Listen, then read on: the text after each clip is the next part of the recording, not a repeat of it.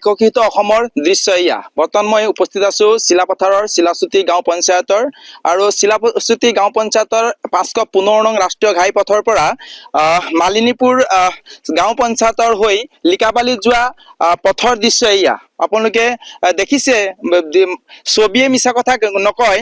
এইদৰে বোকাময় পথত বাস কৰি আহিছে প্ৰায় 500 পৰিয়াল। আজি 500 পৰিয়ালে এনেদৰে জীয়াতু ভুগিছে। স্বাধীনতাৰ 75 বছৰ পিছতো গাঁওবাসীয়ে এটা সুচল যাতায়াতৰ কাৰণে কান্দিবলগীয়া অৱস্থা। চাৰিওফালে পানী, ক'ব লাগিব ৰাস্তা হৈ পৰিছে এটা বৃহৎ নলা। ৰাস্তাৰ চাৰিওকাষে ওখ আৰু মাজৰ পৰা এনেদৰে বৈ গৈছে পানী। ইয়াক ক'ব লাগিব বিশেষকৈ ইয়াৰ স্থানীয় প্ৰায় 500ৰো অধিক পৰিয়াল আজি ইয়াত কক বকাবলগীয়া হৈছে পানীৰ তলত। তেওঁলোকে জীৱনৰ ন্যূনতম সুবিধা তেওঁলোকে ক'ব লাগিব জৰুৰীকালীন অৱস্থাৰ পৰা তেওঁলোক বিশেষকৈ বঞ্চিত হৈছে। দৃশ্যই সঁচা কথা কয়, আপোনালোকে প্ৰত্যক্ষ কৰিব পাৰে কেনেদৰে দৃশ্যত ইয়াত স্থানীয় গঞাবোৰ বাস কৰি আছে।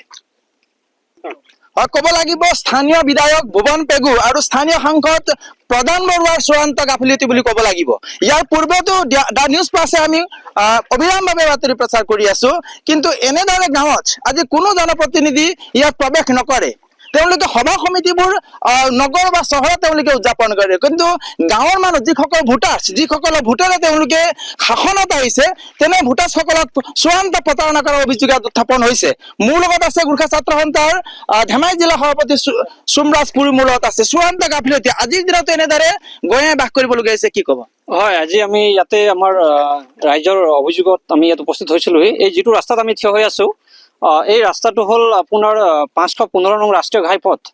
চিলাখুটি পঞ্চায়তৰ পৰা চিলা ব্ৰহ্মপুৰ গাঁও হৈ জিপু ঘগৰা হৈ আপোনাৰ মালিনীপুৰ পঞ্চায়তৰ পৰা চিলাপথাৰ লিখাবালি ৰোডলৈ মানে ওলাই যোৱা এইটো ৰাস্তা, এখন ৰাস্তা। এই ৰাস্তাৰ অৱস্থা আপোনালোকে দেখিছে যে আমি বিভিন্ন সময়ত আমি দাবী জনাই আহিছো। আমি বিভিন্ন সময়ত আমাৰ মেমৰনামসমূহ আমি ছাবমিট কৰিছিলো, আমাৰ সাংসদ হওক বা আমাৰ বিধায়ক মহোদয় হওক, কিন্তু তেওঁলোকে কথাটো গুৰুত্বই নিদিয়ে। এতিয়া যাৰ ফলত এতিয়া দেখিছে যে ৰাস্তাৰ অৱস্থা কেনেকুৱা। ইয়াতে প্ৰায় 500 পৰিয়ালে বসবাস কৰে গোটেই অঞ্চলত। তেওঁলোকৰ একমাত্ৰ যাতায়াতৰ এই মানে পথটি, এই পথটিৰ অৱস্থা এনেকুৱা, ইয়াত আপুনি চাইকেল এখন চলাই যাব নোৱাৰে। আপোনাৰ এম্বুলেন্স বা গাড়ীৰ কথা দূৰৈ, আমি খোজকাঢ়ি আহিছো। এতিয়া আপোনালোকে দেখিছে যে কেনেকুৱা অৱস্থাত আমি আহিছো ইয়াত গোটেই গাঁৱৰ ৰাইজৰ, আৰু গোটেই মানে পথাৰখন মানে বালিৰে পুত পেলাইছে গোটেইখিনি। আমি বাৰে বাৰে প্ৰতি বছৰে আমি এই বস্তু অভিযোগ দিওঁ, কিন্তু তেওঁলোকে একো কাণ সাৰ নিদিয়ে। বিভিন্ন সভা সমিতি তেওঁলোকে ডাঙৰ ডাঙৰ ভাষণ দিয়ে, আমি শুনো যে আমি উন্নয়ন কৰিছো। হয়, উন্নয়ন নকৰা নহয়। বিজেপি চৰকাৰ অহাৰ পিছত যথেষ্ট আমি দেখিছো বিভিন্ন ঠাইত তেওঁলোকে ৰাস্তা পদূলি বনাইছে, আমাৰ মানে ৰাষ্ট্ৰীয় ঘাইপথসমূহ ধুনীয়াকে বনাইছে। কিন্তু অকল এই ৰাষ্ট্ৰীয় ঘাইপথ তেওঁলোকে নিৰ্মাণ কৰিয়ে তেওঁলোকে যে উন্নয়ন বুলি ভাবিছে, সেইটো কিন্তু মানে আমি উন্নয়ন বুলি নাভাবো। আৰু বিভিন্ন ঠাইত তেওঁলোকে বিভিন্ন পথ তেওঁলোকে সাজিব পাৰিছে। এই মালিনীপুৰ পঞ্চায়তত বা চিলাখুটি গাঁও পঞ্চায়তৰ এই ভিতৰৰ ৰাস্তাসমূহ তেওঁলোকে কিয় নিৰ্মাণ কৰিব পৰা নাই? আপোনালোকে কি দাবী জনাব? আমি দাবী জনাইছো যে অতি শীঘ্ৰে তেখেতসকলে এই গাঁৱত ইয়াত আহকহি। তেখেতসকলে অকল বাহিৰত চিলাপথাৰৰ দনিপলো কমপ্লেক্সত বা আপোনাৰ ধেমাজিত বা য'ত ত'ত ডাঙৰ ডাঙৰ সভা সমিতি পাতে, ইয়াৰ গাঁৱৰ মানুহসকলক তেওঁলোকে জনপ্ৰতিনিধি হতুৱাই অটোত ভৰাই মানুহখিনি ইয়াৰ পৰা লৈ যায় তালৈ, কিন্তু তেওঁলোকে ইয়াত অহাৰ মানে এদিনো মানে অহাৰ একো নজৰ নাই। সেইবাবে আমি দাবী জনাইছো তেখেতসকলে ইয়ালৈ আহক, তেখেতসকলে এই ৰাস্তাটো চাই যাওকহি, আৰু তেখেতসকলে ইয়াৰ গাঁৱৰ যি অৱস্থা, গাঁৱৰ যি দুখ, সেই দুখসমূহ তেওঁলোকে বুজি এই ৰাস্তাটো বনাই দিব বুলি আমি আশাবাদী। আৰু অকল এই ৰাস্তাৰ মানে এইটো অকল ৰাস্তা নহয়, এইটো এটা উদাহৰণে। এনেকুৱা ৰাস্তা মালিনীপুৰ গাঁও পঞ্চায়ত আৰু এই চিলাহুটি গাঁও পঞ্চায়তৰ যি মাজৰ অংশ, এই অঞ্চললৈ সোমাই যোৱা আপুনি এটাও পকীৰ পথ আপুনি দেখি নাপাব।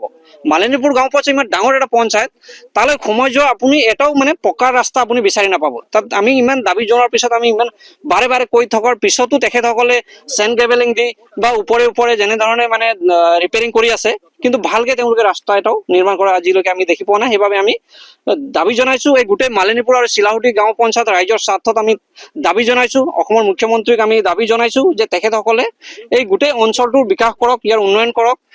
ইয়াৰ মাটিৰ সমস্যা আছে, অকল এই ৰাস্তাৰ সমস্যা নহয়, ইয়াত গোটেই মাটি বাৰীৰ সমস্যা আছে।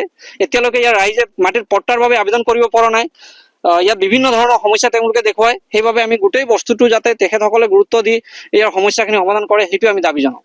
ক'ব লাগিব আমি ইয়াৰ পৰাই মাননীয় মুখ্যমন্ত্ৰী মহোদয়কো দৃষ্টি আকৰ্ষণ কৰিব বিচাৰিছো, কাৰণ এনেদৰে জীয়াতু ভুগিছে এয়া বাস্তৱ দৃশ্য।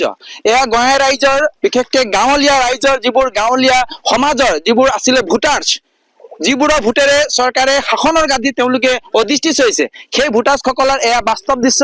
মোৰ লগত আছে আই মাতৃ। কি ক'ব, আজিলৈকে আপোনালোকে এনেদৰে ৰাস্তাত অহা যোৱা কৰিছে, কি অসম চৰকাৰক কি আহ্বান জনাব? কি কম নো আৰু এনেকুৱা ৰাস্তা আছে, আমি বহিব কেনেকুৱা বহিম? চৰকাৰ বিলাক চাই দিয়া নাই আমাক। ইমান কষ্ট কৰি বহি আছো আমি, চৰকাৰে চাই দিব লাগে আমাক। কি কম নো, এনেকুৱা বোকা থাকি আছো আমি, একো দিয়া নাই আমাক। বেমাৰ আজাৰ হ'লে আপোনালোকে কেনেকে ওলাই? বেমাৰ আজাৰ হ'লে কেনেকে ওলাম? ল'ৰা ছোৱালী এনে কান্দি কান্দি মৰি যায়। কি কৰিম নো আমি? চৰকাৰে চাই দিব লাগে আমাক। এনেকুৱাত বহি থাকিম নেকি আমি? একো দিয়া নাই, একো চোৱা নাই আমাক। এনেকুৱা বোকাত একদম ভৰি আছো, একো খেতি পথাৰো হোৱা নাই, একো নাই, খাবলৈ চাউল নাই, একো নাই, দালি চাউল কি খাম নো আমি? কি খাই কিনে বহিম আমি? হয়, এয়া হৈছে এগৰাকী দুৰ্ভগীয়া এগৰাকী মাতৃৰ কান্দোন। যিকোনো খবৰৰ বাবে যোগাযোগ কৰক 7099017330 লগতে 7099017110 নম্বৰত।